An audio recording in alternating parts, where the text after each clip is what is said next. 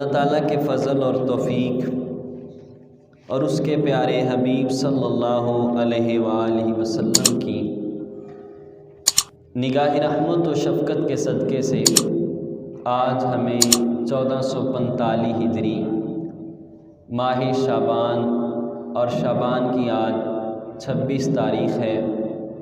یہ شعبان المعظم کا آخری جمعہ ہے۔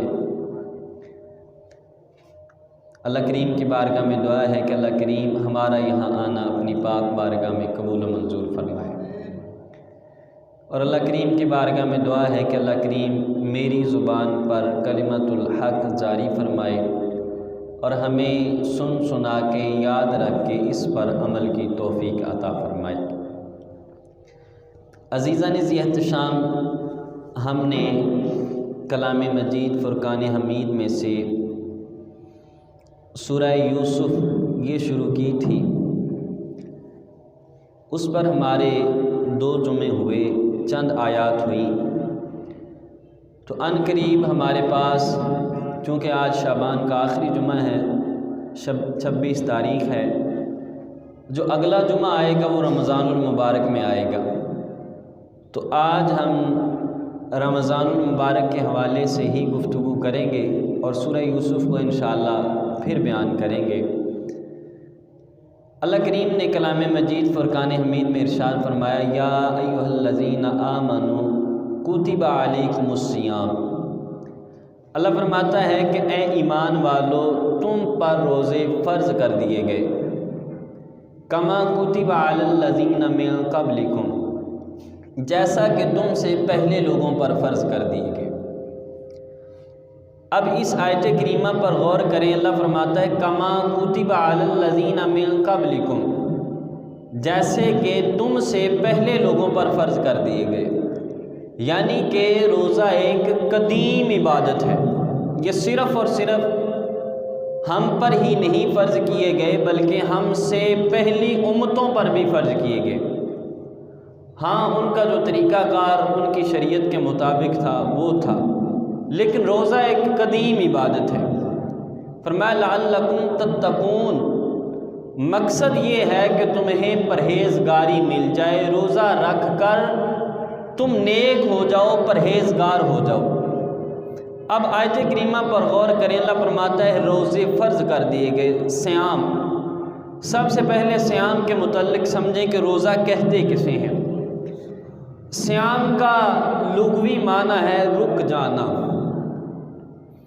اور اس کا اصطلاحی معنی ہے کہ کھانے پینے اور عمل زوجیت سے رک جانا، اس کا نام ہے سیام، روزہ۔ اور کب سے کب تک؟ صبح صادق سے لے کے طلوع آفتاب تک، یعنی سورج کے غروب ہونے تک کھانے پینے اور عمل زوجیت سے رکنے کا نام روزہ ہے۔ اب روزہ، اس کے حوالے سے بہت زیادہ احادیث ہیں اس کی فضیلت کے حوالے سے۔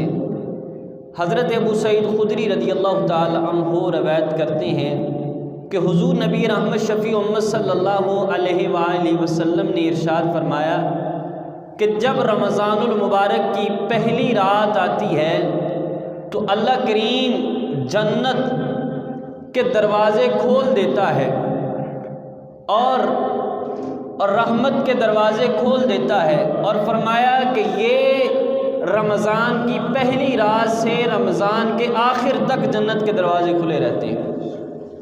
اور فرمایا کہ اس رمضان المبارک کے مہینے میں جو آدمی ایک سجدہ کرتا ہے، اب غور کرنا حدیث مبارکہ کا مفہوم، حضور فرماتے ہیں اللہ کریم ایک سجدے کے عوض اس بندے کو 1500 نیکیاں عطا فرماتا ہے، ایک سجدے کے عوض، حدیث مبارکہ کا مفہوم۔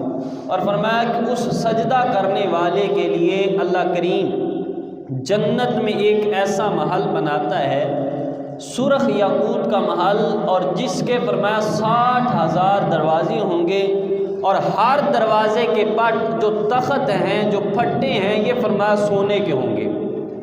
اور فرمایا کہ رمضان المبارک کے مہینے میں جب بھی بندہ سجدہ کرتا ہے تو اللہ کریم اس سجدے کے عوض اس کے لیے جنت میں ایک درخت پیدا فرما دیتا ہے، فرمایا وہ درخت اتنی وسعت والا ہے کہ اس کے سائے میں 500 سال گھوڑ سوار چلتا رہے لیکن اس کا سایہ ختم نہیں ہوگا۔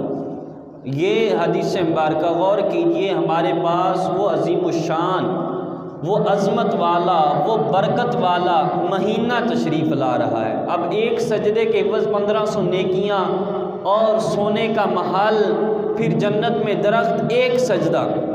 اب غور کریں، اب سے نیت کریں کہ رمضان آنے والا ہے، اب سے نمازیں پڑھنی شروع کر دیں، اب سے 5 وقت کی نمازیں۔ اور پھر رمضان المبارک میں اللہ کریم نے کتنا امت مسلمہ کو نیکیاں اکٹھی کرنے کا موقع دیا کہ عشاء کی نماز ہوتے ہی فرمایا 20 تراویحاں پڑھو۔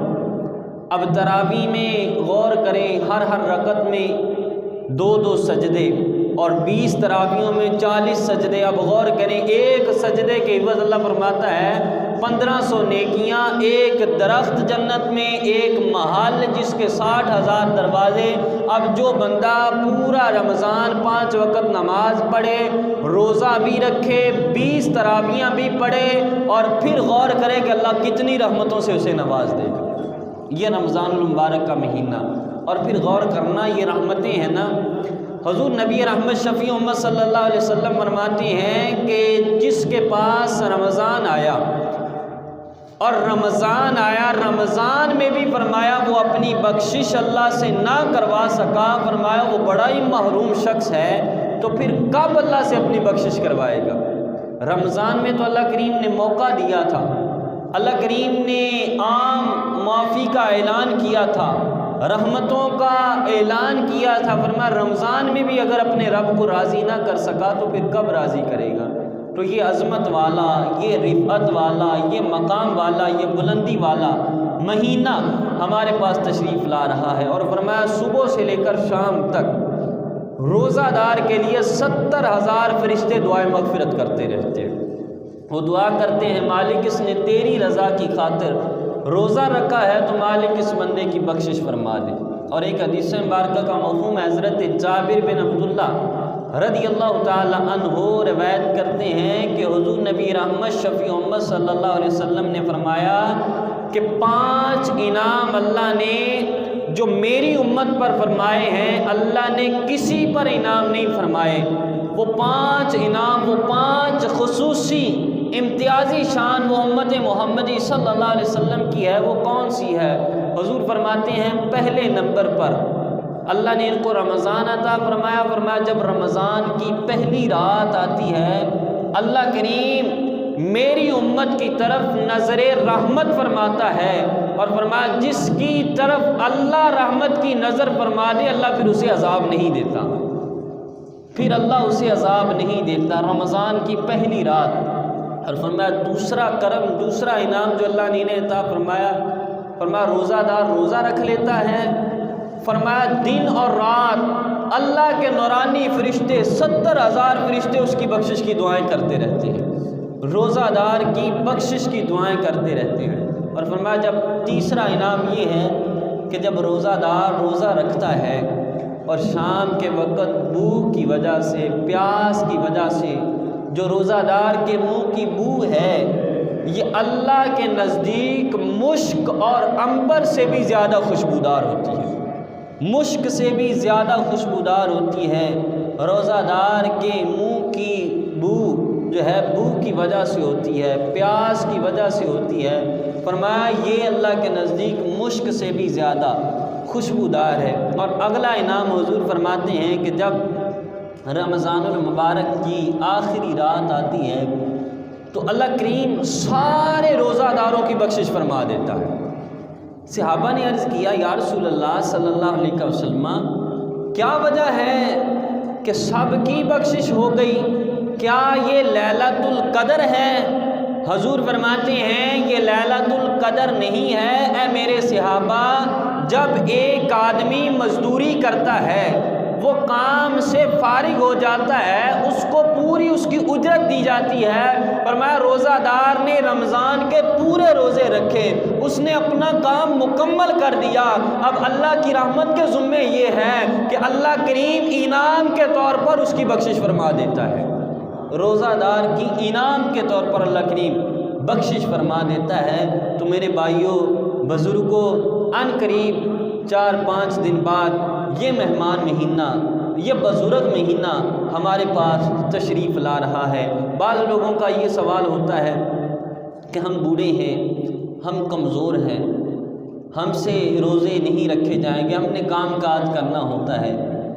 صحابہ کے حالات زندگی پڑھیں، سارے صحابہ کام کرتے تھے، روزہ بھی رکھتے تھے، روزہ رکھ کے مزدوریاں کرتے تھے، اور فی الوقت جو روزے آ رہے ہیں یہ تو زیادہ گرمی کے روزے نہیں ہیں، سردی کے روزے ہیں، اور روزہ رکھ کے اگر کوئی بندہ مر بھی جائے نا تو وہ بھی انعام سے خالی نہیں جاتا۔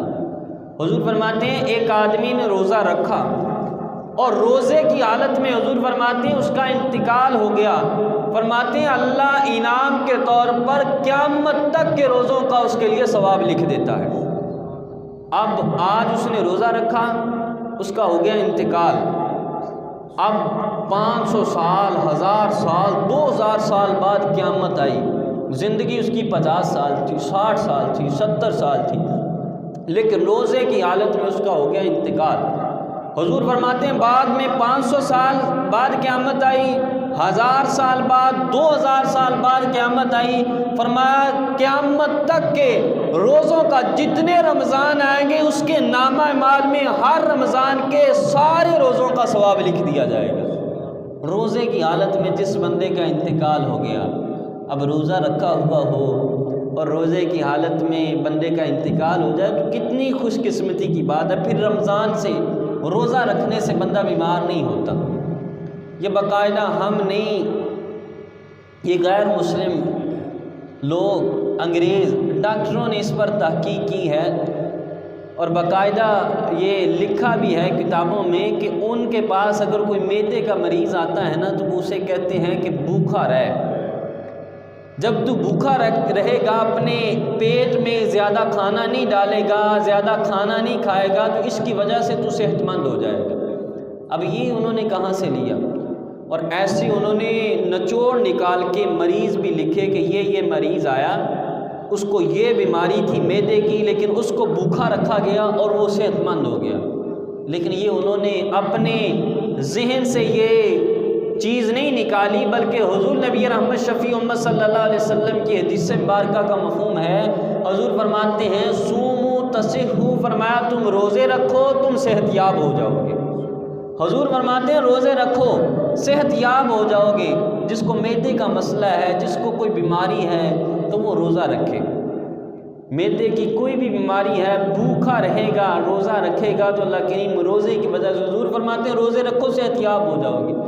تو رمضان المبارک، اور ہو سکتا ہے کہ یہ رمضان آپ آج بیٹھے ہیں، یہ رمضان آئے گا، آپ کے پاس کتنے آپ کے پیارے تھے جو پچھلے رمضان میں آپ کے پاس تھے لیکن اب نہیں ہیں، یہ کوئی پتہ نہیں ہے کہ اگلا رمضان مجھے آپ کو نصیب ہوگا یا نہیں ہوگا۔ تو اللہ نے یہ کرم فرمایا ہے کہ ہمیں ہماری زندگی میں رمضان عطا فرما دیا، ہمارے پاس رمضان آنے والا ہے، تو اس لیے اس رمضان کو ضائع نہ کریں، اس رمضان المبارک کے مہینے کے روزے رکھیں، اس رمضان المبارک کے مہینے میں تراویحاں پڑھیں۔ اور حضور نبی رحمت شفیع امت صلی اللہ علیہ وسلم فرماتے ہیں کہ اللہ کریم نے میری امت کو 2 نور عطا فرمائے، فرمایا وہ 2 نور ایسے نور ہیں کہ جن کی وجہ سے اللہ 2 اندھیروں کو دور فرما دے گا۔ حضور فرماتے ہیں وہ 2 نور، ایک رمضان ہے اور ایک قرآن ہے، اور فرمایا کہ 2 اندھیروں کو، فرمایا ایک قبر کا اندھیرا اور ایک فرمایا قیامت کا اندھیرا اس بندے سے دور ہو جائے گا، قبر کا عذاب، قیامت کا عذاب اس بندے سے دور ہو جائے گا جو رمضان کی بھی قدر کر لے گا، جو قرآن کی بھی قدر کر لے گا۔ اور ایک حدیث مبارکہ کا مفہوم ہے، حضور فرماتے ہیں یہ جو رمضان ہے نا اور یہ جو قرآن ہے، یہ دونوں اللہ کی بارگاہ میں سفارش کریں گے اس بندے کے حق میں جس نے رمضان کی بھی حفاظت کی، جس نے قرآن کی بھی حفاظت کی۔ رمضان آئے گا، وہ کہے گا مالک اس کے پاس ساری نعمتیں تھیں، کھانے پینے کی اشیاء موجود تھی، لیکن یہ صرف تیری رضا کی خاطر کھانے پینے سے رک گیا۔ اور قرآن آئے گا، کہے گا مالک سارے لوگ سو رہے تھے لیکن اس نے اپنے اوپر نیند کو حرام کر لیا، یہ ساری رات نہیں سویا، رات کا کچھ حصہ سویا اور کچھ حصہ اٹھ کر اس نے قرآن کی تلاوت کی، اس نے میرے ساتھ محبت کی، روزانہ محبت کے ساتھ پڑھتا تھا۔ فرمایا حضور نے رمضان بھی آئے گا، قرآن بھی آئے گا، اس مرنے والے کی سفارش کرے گا، اللہ رمضان اور قرآن کی سفارش قبول کرتے ہوئے اس بندے کی بخشش فرما دے گا، اس بندے کی بخشش فرما دے گا۔ اور ہمارے اسلاف امام الائمہ، شریعت کے بڑے امام، اور جن کی وجہ سے ہم حنفی ہیں، امام اعظم ابو حنیفہ رحمۃ اللہ تعالی علیہ، جب رمضان کا مہینہ آتا تو 61 کلام مجید ختم کرتے، 61 کلام مجید، 60 کلام مجید یہ ویسے پڑھتے ایک دن کے وقت، ایک رات کے وقت، اور ایک کلام مجید یہ تراویح میں ختم کرتے۔ رمضان المبارک کا مہینہ آ رہا ہے، رمضان میں کوشش کریں مسجد سے زیادہ تعلق رکھیں، نماز پڑھیں، کلام مجید کی تلاوت کریں، تراویح، اور تراویح کا بھی آج کل ہمارے ہاں ایک رواج بن گیا ہے کہ بعض 8 تراویحیں پڑھ کے، بعض 12 پڑھ کے کہتے ہیں بس قرآن و حدیث پڑھ کے دیکھیں 8 تراویح کا یہ ثبوت نہیں ملتا، احادیث میں اگر تراویح کا ملے گا تو 20 تراویح کا ملے گا۔ وہ جو 8 کی حدیث پیش کرتے ہیں وہ تہجد کے بارے میں ہے، وہ تہجد کے حضور نے 8 نفل ادا کیے، تہجد کے حضور نے 12 نفل ادا کیے، تراویح کے حضور نبی رحمت شفیع امت صلی اللہ علیہ وسلم۔ اور یہ باقاعدہ جماعت جب شروع ہوئی، حضرت عمر نے شروع کروائی، ٹھیک ہے، لوگوں کو دیکھا وہ علیحدہ علیحدہ پڑھ رہے تھے، حضور کی بارگاہ میں عرض کیا حضور اگر اکٹھا ہو جائیں یہ سارے، صحابہ کو اکٹھا کیا، ایک کو امام بنایا، باقاعدہ 20 تراویحیں حضرت عمر نے شروع کروائیں حضور کے دور میں، حضور کی حیات مبارکہ میں، اور پھر اس وقت سے لے کر آج تک مکہ المکرمہ میں، مدینہ المنورہ میں جو حاجی رمضان میں جاتے ہیں ان سے پوچھیں، آج تک وہاں بھی 20 تراویحیں ہو رہی ہیں۔ یہ کہاں کا دین آ گیا کہ 8 تراویحیں پڑھ کے بس کر دی، 12 تراویحیں پڑھ کے بس کر دی، یہ اپنے نفس کی شامت ہے۔ رمضان میں بھی اگر نفس کو چھٹی دے دی تو پھر کس مہینے میں اللہ سے بخشش کروائیں گے؟ لہٰذا یہ چیزیں چھوڑ دیں۔ ایک سجدے کے عوض اللہ 1500 نیکیاں دے رہا ہے، جنت میں محل اللہ کریم دے رہا ہے، اور جنت میں اللہ کریم درخت لگا رہا ہے، تو پھر کتنا انعام ہے اللہ کا۔ تو پھر تو بندہ سجدے پہ سجدہ کرتا جائے تو یہ تراویح بھی 20 پڑھے۔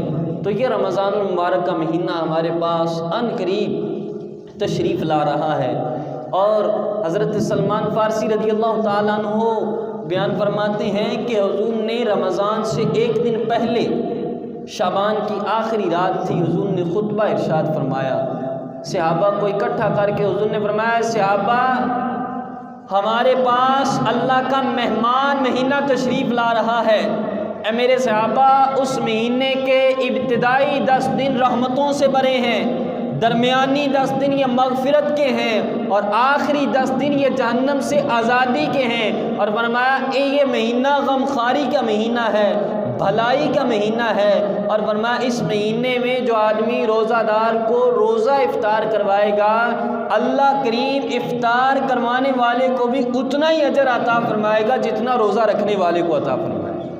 صحابہ نے عرض کی یا رسول اللہ صلی اللہ علیہ وسلم، ایک آدمی طاقت نہیں رکھتا کہ وہ روزہ افطار کروائے کسی کو۔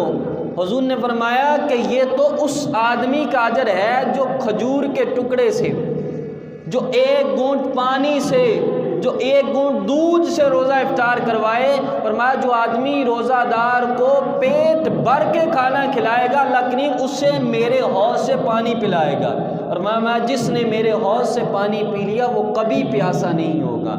اور میں صحابہ یہ مہینہ تمہارے پاس آ رہا ہے، یہ بھلائی کا مہینہ ہے، یہ غمخواری کا مہینہ ہے۔ رمضان میں غمخواری کریں، بھلائی کریں، رمضان المبارک میں زیادہ خیرات کریں، زیادہ صدقہ کریں، مسجد کی خدمت زیادہ کریں۔ اور آپ لوگ، آپ کے محلے میں، آپ کے علاقے میں بیوہ عورتیں بھی ہوں گی، غریب لوگ بھی ہوں گے، رمضان المبارک میں زیادہ ان کا خیال رکھیں۔ اور آپ دیتے ہیں نا غریب لوگوں کو راشن بھی دیتے ہوں گے کچھ لوگ پیسے کی صورت میں، کوشش کریں رمضان سے پہلے، رمضان میں بھی کریں لیکن رمضان سے پہلے بھی کوشش کریں ان کی مدد کریں۔ تاکہ وہ رمضان کے لیے اچھی تیاری کر سکیں، وہ روزے کے لیے اچھا انتظام کر سکیں۔ تو رمضان یہ غمخواری کا مہینہ ہے، اور رمضان المبارک میں ہر بندہ اپنے اپنے کام پر توجہ کرے۔ حضور فرماتے ہیں جو آدمی حاکم ہے، مالک ہے، اس کے تحت لوگ کام کرتے ہیں تو ان پر نرمی کرے، رمضان کے مہینے ان سے تھوڑا کام لے تاکہ روزہ رکھ کے وہ بھی کچھ آرام کر سکیں۔ رمضان المبارک کا مہینہ یہ غمخواری کا مہینہ ہے، یہ مہربانی کا مہینہ ہے، عنایت کا مہینہ ہے۔ پھر رمضان المبارک میں کاروبار جو لوگ کرتے ہیں، آپ دیکھ لیں ہمارے معاشرے میں رمضان شروع ہوتے ہی قیمتوں کے چیزوں میں اضافہ شروع ہو جاتا ہے۔ جو چیز 100 روپے کی ملتی ہے وہ 200 روپے کی ملے گی۔ وہ کہتے ہیں یہی تو ہمارا سیزن ہے، اسی مہینے میں تو ہم نے کمانا ہے۔ نہ، رمضان المبارک کے مہینے میں نرمی برتیں تاکہ ہر بندہ خیرات زیادہ کر سکے، ہر بندہ نیکی زیادہ کر سکے۔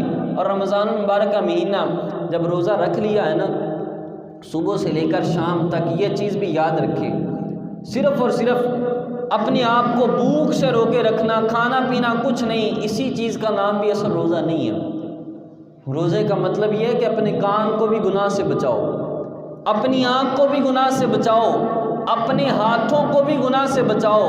یہ جو تاجر حضرات ہیں یہ تو اس سے پہلے بھی ناپ تول پورا کریں، ناپ تول میں کمی نہ کریں، لیکن خصوصاً رمضان المبارک میں یہ نہ ہو کہ کوئی آدمی چیز لینے کے لیے آیا ہے تو اس کو آدھی چیز دی جائے۔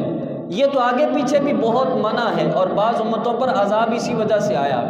اور منقول ہے کہ روایت کا مفہوم ہے کہ ایک آدمی، حضرت ایک تابعی بزرگ فرماتے ہیں کہ ایک آدمی بنی اسرائیل کا تھا، اس نے بہت دیر کام کیا، دنیا داری میں مصروف رہا، آخر توبہ کر لی، 70 سال عبادت کی، اس کا انتقال ہو گیا۔ انتقال کے بعد کسی نے اس کو خواب میں دیکھا، خواب میں دیکھ کے پوچھا اللہ نے تیرے ساتھ کیا معاملہ کیا؟ اس نے کہا کہ ایک عمل کی وجہ سے مجھے ابھی تک میں جنت سے روکا ہوا۔ کہا کیا ہے؟ کہا کسی کا ایک تنکا میں نے اس کی اجازت کے بغیر اٹھا لیا تھا اور اپنے دانت صاف کیے تھے، اس وجہ سے جنت سے روکا ہوا ہوں۔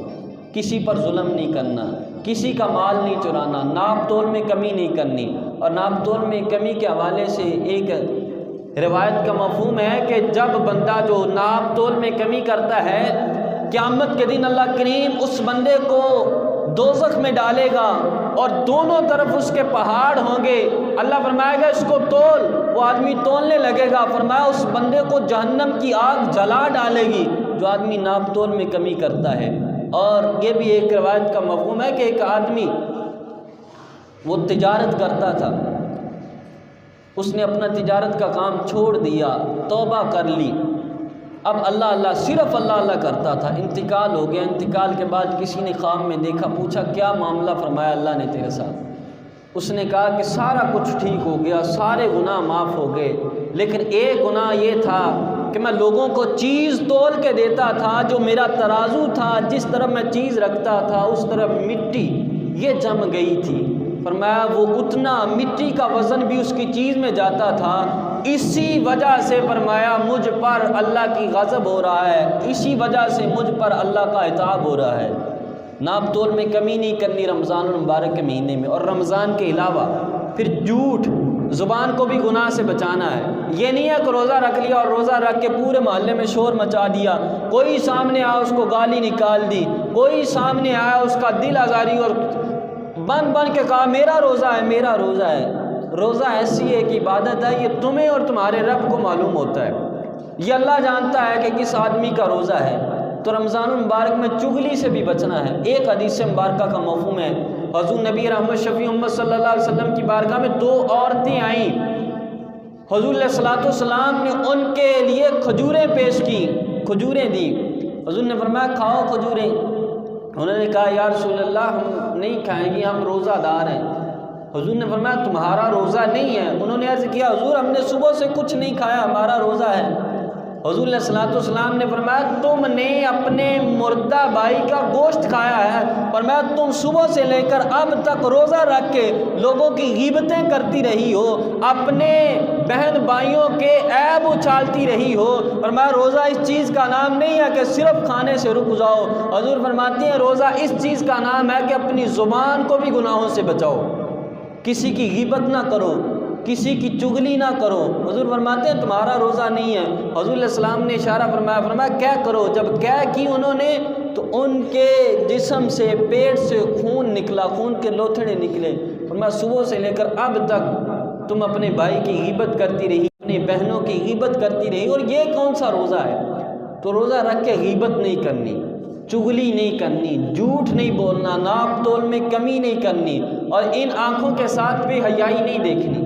اور آج کل ہمارے ہاں یہ بھی ایک رواج ہے کہ رمضان شروع ہوتے ہی، جب رمضان شروع ہو جاتا ہے نا، ہمارے ٹی وی چینلوں پر جو سارا سال فلمیں بناتے ہیں، جو سارا سال ڈرامے بناتے ہیں، وہ ایکٹر آ کے نا، عورتیں مرد یہ آ کے دین سکھاتے ہیں، یہ آ کے دین سکھاتے ہیں۔ تو دین ان لوگوں کا محتاج نہیں ہے۔ یہ نہیں ہے کیا آپ میں سے کوئی ایسا کرے گا کہ ایک گلاس میں سب سے پہلے آپ نے اسی گلاس میں شراب رکھی ہو، پھر اسی گلاس میں بعد میں دودھ ڈال لیا جائے؟ یہ ایسا کوئی کرتا ہے؟ پورا سال لوگوں کو بے حیائی کی طرف مائل کیا، پورا سال فلموں کی طرف، پورا سال ڈراموں کی طرف۔ رمضان ہوا تو آ گیا تو رمضان کے ہوتے ہی ٹی وی چینلوں پر پروگرام شروع ہو گئے۔ ہمارا دین ان ایکٹروں کا، ان اداکاروں کا محتاج نہیں ہے۔ علماء ہمارے پاس موجود ہیں، علماء سے دین سیکھیں، ان لوگوں سے دین نہ۔ اور رمضان المبارک کا مہینہ خاص طور پر ٹی وی چینلوں سے ان چیزوں سے محفوظ رہے۔ سحری کے وقت، اور سحری کا وقت یہ اللہ کی رحمتوں کے برسنے کا وقت ہوتا ہے۔ سحری کے وقت سحری کر کے کلام مجید کی تلاوت کرے، خوب اللہ اللہ کرے، افطاری کے وقت اللہ اللہ کرے، اور پھر ان لوگوں سے دین سیکھنا۔ حضرت جنید بغدادی رحمۃ اللہ تعالی علیہ سے کسی نے پوچھا حضور دین سیکھنے کے حوالے سے بتائیں کہ کیا ایک عورت ایک مرد سے دین سیکھ سکتی ہے؟ فرمایا سکھانے والے حسن بصری ہوں اور سیکھنے والی رابعہ بصری ہو، اور جگہ جو ہو فرمایا یہ کعبۃ اللہ ہو، اور جو سکھائی جا رہی ہے فرمایا یہ کتاب کلام مجید اللہ کا قرآن ہو۔ فرمایا پھر بھی یہ جائز نہیں ہے۔ ہم کس منہ سے وہ بے حیا عورتوں سے دین کے مسائل سیکھیں گے؟ وہ ٹی وی چینلوں پر آ کے سارا سال وہ گانے گائیں گی، اور رمضان کا مہینہ آئے گا تو رمضان کے مہینے دین سکھائیں گے۔ علماء ہمارے پاس نہیں ہے، تو رمضان کے مہینے میں علماء سے دین سیکھیں، ان لوگوں سے، ٹی وی چینلوں سے، ان لوگوں سے دور رہیں۔ اپنی آنکھوں سے بھی گناہ کو بچانا ہے۔ روزہ صرف اسی چیز کا نہیں ہے کہ سارا دن بھوکے رہیں اور آنکھوں سے بے حیائی بھی دیکھی، اور وقت پاس کرنے کے لیے نوجوانوں نے موبائل رکھے، فلمیں بھی دیکھی۔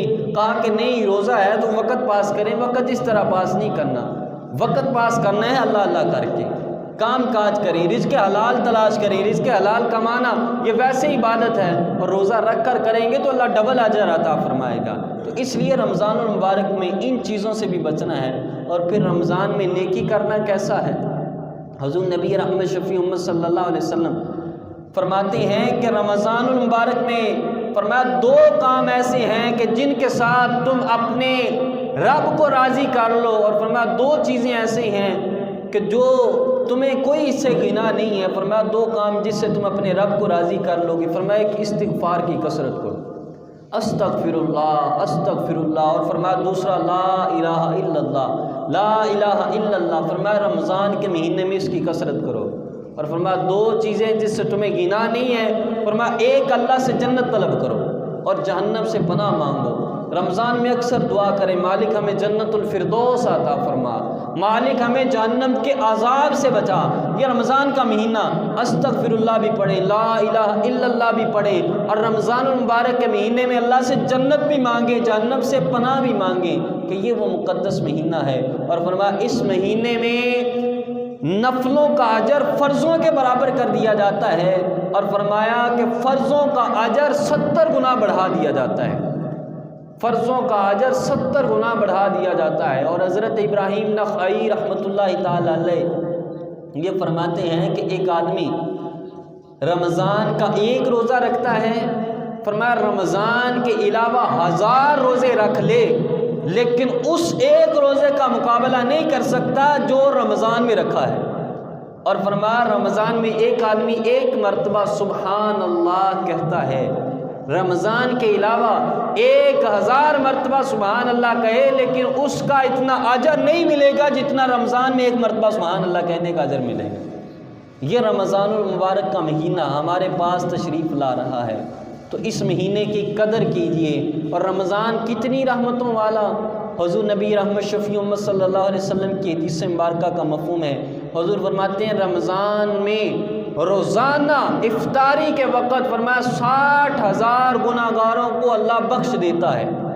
اور فرمایا جب رمضان میں جمعۃ المبارک کا دن آتا ہے، فرمایا جمعے والے دن ہر گھڑی اللہ کریم 10 لاکھ مسلمانوں کو جہنم سے آزاد فرما دیتا ہے۔ یہ مہینہ بخشش کا مہینہ ہے، یہ مہینہ مغفرت کا مہینہ ہے، یہ مہینہ رحمت کا مہینہ ہے۔ تو اس مہینے کی قدر کیجئے۔ یہ مہینہ، یہ مہمان مہینہ ہمارے پاس ان قریب تشریف لا رہا ہے، یہ مقدس مہینہ ہمارے پاس ان قریب تشریف لا رہا ہے۔ تو اس رمضان المبارک میں ابھی سے نیت کریں، نمازیں بھی پڑھیں گے، روزے بھی رکھیں گے، نیک کام بھی کریں گے۔ اور ایک حدیث مبارکہ کا مفہوم ہے، حضور فرماتے ہیں اگر لوگوں کو پتہ چل جائے کہ رمضان کیا ہے تو فرمایا لوگ تمنا کریں کاش کہ پورا سال ہی رمضان ہو۔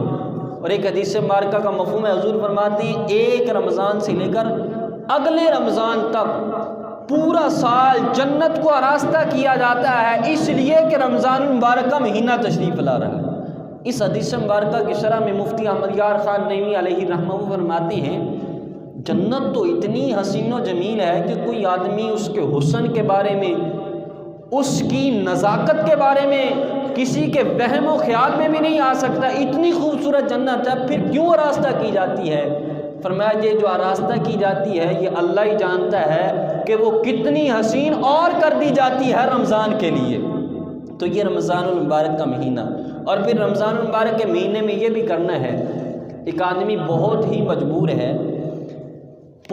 مجبور ہے جو روزہ نہیں رکھ سکتا، جس کو طبیب حاذق نے کہا ہے کہ اگر تو روزہ رکھے گا تو تیری بیماری بڑھ جائے گی یا تو مر جائے گا، ایسا اگر کوئی بیمار ہے وہ روزہ نہیں رکھ سکتا تو وہ بھی بازار میں نہ کھائے۔ اپنے بچوں کو بھی، چھوٹے بچے ہیں جن پر روزے فرض نہیں ہیں، ابھی نابالغ ہیں، ان کو بھی منع کرے، ان کو بھی رمضان کا ادب سکھائیں کہ بیٹا رمضان کا مہینہ ہے، تم پر ابھی روزے فرض نہیں ہیں تو تم نے بازار میں کھانا پینا نہیں ہے، گھر میں بیٹھ کر پردے کی حالت میں کھانا ہے۔ اور یہ بھی کتب میں لکھا ہے کہ ایک مجوسی تھا، رمضان المبارک کا مہینہ اور مسلمانوں کے بازار میں، بخارا کا یہ آدمی مسلمانوں کے بازار سے گزر رہا تھا، اس کے ساتھ اس کا بیٹا بھی تھا، اور بیٹے نے بازار کے اندر کھانا شروع کر دیا۔ اس مجوسی نے اپنے بیٹے کو تھپڑ مارا، کہا تمہیں پتہ نہیں ہے یہ مسلمانوں کا مہمان مہینہ ہے، اس کی قدر کر۔ اور مسلمان رمضان میں بازار میں کھاتے پیتے نہیں ہیں۔ اس نے کہا ابا جی آپ بھی تو کھاتے ہیں، آپ کون سا روزہ رکھتے ہیں؟ کہا میں کھاتا ہوں لیکن میں گھر کے اندر، کمرے کے اندر چھپ کر کھاتا ہوں کہ کسی مسلمان کے سامنے نہ کھاؤں، کیونکہ ان کا مقدس مہینہ ہے، اس کا احترام کرتے ہیں، اس کا ادب کرتے ہیں۔ تو اب اس نے جب یہ کہا، اس کا آخر انتقال ہوا۔ انتقال کے بعد کسی نے پوچھا اے مجوسی تیرے ساتھ اللہ نے کیا معاملہ کیا؟ اس نے کہا میں مجوسی تھا، میں آگ کو پوجتا تھا، لیکن یہ جو میں نے رمضان کا ادب کیا نا، مرنے سے پہلے اللہ نے رمضان کا ادب کرنے کی وجہ سے مجھے ایمان کی دولت عطا فرمائی، مجھے کلمہ نصیب ہو گیا، اللہ نے ایمان کی وجہ سے، رمضان کے ادب کی وجہ سے میری بخشش فرما دی۔ تو رمضان المبارک میں اپنے چھوٹے بچے، نابالغ بچے، ان کو بھی سمجھائیں کہ بیٹا رمضان آ گیا ہے، آپ نے کھانا پینا ہے تو گھر کے اندر، پردے کے اندر کھانا ہے، تاکہ کسی کو محسوس بھی نہ ہو کہ اس گھر میں کھایا پیا جا رہا ہے، اس گھر میں۔ اور بازاروں میں تو کھانا ہی نہیں۔ اور رمضان میں آج کل جو فی الوقت دیکھا جاتا ہے، بڑے بڑے جوان لوگ ہوتے ہیں، گاڑیوں میں سفر کرتے ہیں نا، آپ کبھی سفر کریں تو گاڑیوں میں بیٹھ کر سگریٹ اور پتہ نہیں پان کیا کیا چیزیں گاڑیوں میں بیٹھ کر سرے عام، اور اگر ان کو کہہ بھی دیا جائے تو آگے سے مانیں گے نہیں، اگلے بندے کے گلے پڑ جائیں گے کہ یہ ہوتا کون ہے مجھے کہنے والا۔ حالانکہ شریعت مبارکہ میں یہی ہے کہ رمضان میں اور حاکم وقت سختی کے ساتھ، اگر اسلامی حکومت ہو تو حاکم سختی کے ساتھ منع کر سکتا ہے، جو آدمی سزا بھی دے سکتا ہے، جو آدمی رمضان میں بازاروں میں کھاتا پیتا ہے، بازاروں میں جو آدمی یہ کام کرتا ہے، حاکم وقت اسلامی حاکم اس کو سزا بھی دے سکتا ہے۔ تو یہ مقدس مہینہ، یہ رمضان المبارک کا مہینہ ان قریب ہمارے پاس تشریف لا رہا ہے، اور پھر یہی رمضان المبارک کا مہینہ مولا کائنات مولا علی رضی اللہ تعالی عنہ، ایک دن آپ قبرستان گئے، ایک قبر پر آپ بیٹھے، قبر کے قریب، تو اللہ سے عرض کیا یا رب العالمین اس قبر کے حالات مجھ پر منکشف فرما، میں دیکھوں قبر میں کیا ہو رہا ہے۔ اللہ کریم نے اس قبر کے حالات مولا کائنات مولا علی رضی اللہ تعالی عنہ پر منکشف فرمائے، ان پر ظاہر ہو گئے۔ دیکھا کہ اس آدمی کو آگ نے لپیٹا ہوا ہے، اس کے دائیں بھی آگ ہے، اس کے بائیں بھی آگ ہے، اس کے ہر طرف آگ ہے، اور وہ پکار پکار کے کہہ رہا ہے یا علی میری مدد کیجئے، یا علی میری مدد کیجئے، اے مولا کائنات میری مدد کیجئے۔ جب مولا علی کو پکارا، حضرت علی رضی اللہ تعالی عنہ فرماتے ہیں مجھے اس مردے کی دکھی حالت دیکھ کر بہت ہی اس پر رحم آیا۔ میں نے اللہ کی بارگاہ میں عرض کی، رو کر عرض کی کہ مالک یہ فریاد کر رہا ہے اور تیرے بندے سے فریاد کر رہا ہے، مالک آج اس سے عذاب کو دور کر دیں، اور اس سے عذاب کو دور کر دیں۔ اللہ کریم نے فرمایا کہ اے علی، کہ وہ آدمی تھا کہ رمضان المبارک کا مہینہ آتا تھا اس کا احترام نہیں کرتا تھا، رمضان المبارک کے مہینے میں اس کا ادب نہیں کرتا تھا، بازاروں میں لوگوں کو تنگ کرتا تھا، بازاروں میں آوازیں کستا تھا، اس وجہ سے اس پر عذاب ہو رہا ہے۔ اے علی آج اگر تو نے اس کی سفارش کی ہے تو میں نے تیری سفارش کی وجہ سے اس سے عذاب کو دور کر دیا ہے، میں نے اس کی بخشش فرما دیا۔ رمضان شروع ہوتا ہے نا، دن کے وقت تو ہمارے نوجوان نہیں، رات کا وقت آئے گا، بعض لوگ تراویحاں پڑھ رہے ہوتے ہیں، بعض لوگ تراویح پڑھ کے آرام کر رہے ہوتے ہیں کہ صبح سحری کے لیے اٹھنا ہے۔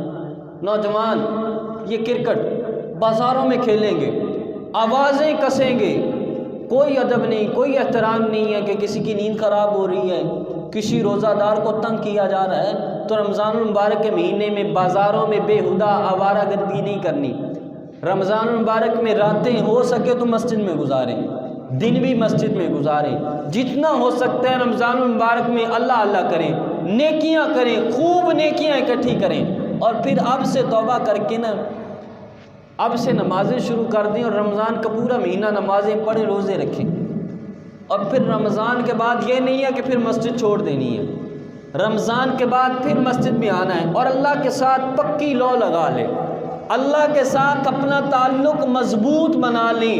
جب اللہ کے ساتھ تعلق آپ کا مضبوط ہوگا تو پھر جب اللہ کی بارگاہ میں جائیں گے اللہ رحمتوں والی جنت میں داخل فرما دے گا، اللہ کریم تمہاری بخشش فرما دے گا۔ تو اس لیے ہمارے پاس ان قریب اللہ کریم کا مہمان مہینہ رمضان المبارک کا پیارا مہینہ یہ تشریف لا رہا ہے۔ اللہ فرماتا ہے یا ایھا الذین آمنوا کتب علیکم الصیام، ایمان والوں پر روزے فرض ہیں۔ یہ روزہ ایسی عبادت ہے، اس سے چھٹکارا نہیں ہے۔ روزہ ہر مسلمان پر جو عاقل ہے بالغ ہے اس بندے پر روزہ فرض ہے۔ تو اس لیے یہ رمضان المبارک جیسے نماز فرض ہے، اسی طرح اللہ کریم نے تم پر امت محمدیہ صلی اللہ علیہ وسلم پر اللہ کریم نے روزے بھی فرض فرما دیے ہیں۔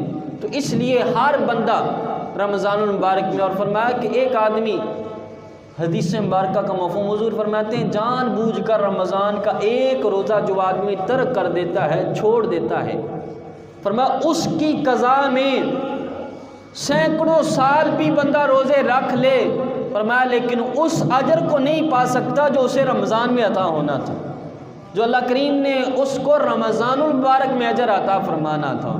تو رمضان المبارک میں کوشش کریں کہ ایک روزہ بھی قضا نہ ہو۔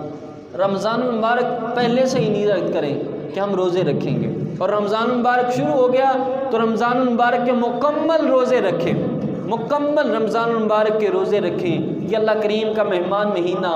اور حضور رمضان سے پہلے صحابہ کو یہ رمضان کے متعلق بتاتے ہیں۔ حضور نبی رحمت شفیع امت صلی اللہ علیہ وسلم پہلے صحابہ کا ذہن بناتے ہیں کہ صحابہ ہمارے پاس اللہ کریم کا مہمان مہینہ، اللہ کریم کا عظمت والا بخشش والا مہینہ ہمارے پاس آ رہا ہے۔ حضور نبی رحمت شفیع امت صلی اللہ علیہ وسلم یہ صحابہ کو سارا پہلے بتاتے، اس لیے نیت کریں کہ ہم رمضان المبارک کے مکمل روزے رکھیں گے، اور رمضان المبارک میں ٹی وی کے قریب نہیں جائیں گے، رمضان المبارک میں چغلی، جھوٹ، غیبت، ان گناہوں کے جھوٹ کے قریب نہیں جائیں گے، کوشش کریں اکثر۔ اور روزہ دار کا ایک حدیث مبارکہ کا مفہوم ہے، حضور فرماتے ہیں جو روزہ دار روزہ رکھ کے سو جاتا ہے تو فرمایا روزہ دار کا سونا بھی عبادت میں لکھا جاتا ہے۔ فضول گفتگو سے بہتر ہے، بازاروں میں وقت گزارنے سے بہتر ہے کہ اپنے گھر میں وقت گزار لے، مسجد میں آ کے وقت گزار لے، اور اگر نماز کا وقت نہیں ہے، کوئی کام کاج نہیں ہے تو سو کے وقت گزار لیں، لیکن اس زبان کے ساتھ کسی مسلمان کو تکلیف نہ پہنچائیں، زبان کے ساتھ کسی کو تکلیف نہ پہنچائیں، گالی گلوچ نہ کریں۔ ایک حدیث مبارکہ کا مفہوم ہے، حضور نبی رحمت شفیع امت صلی اللہ علیہ وسلم فرماتے ہیں اے صحابہ مفلس کون ہے؟ صحابہ نے عرض کی یا رسول اللہ صلی اللہ علیہ وسلم مفلس غریب وہ ہے، ہم تو اس کو سمجھتے ہیں، غور سے سننا حدیث مبارکہ۔